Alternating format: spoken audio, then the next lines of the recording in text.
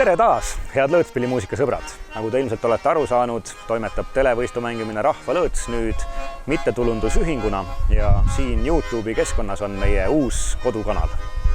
Nii et tere tulemast!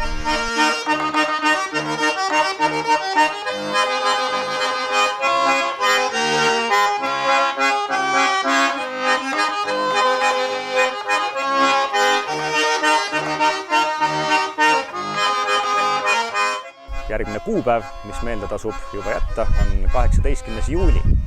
Ikka kell 19.30 õhtul ilmub siis Rahvalõõtsa järgmine uus saade, mis seekord siis tuletab meelde, kuidas Põlvas sündis ja kasvas suur lõõtspillipidu Harmonika. Tänan teid vaatamast ja kuulamast!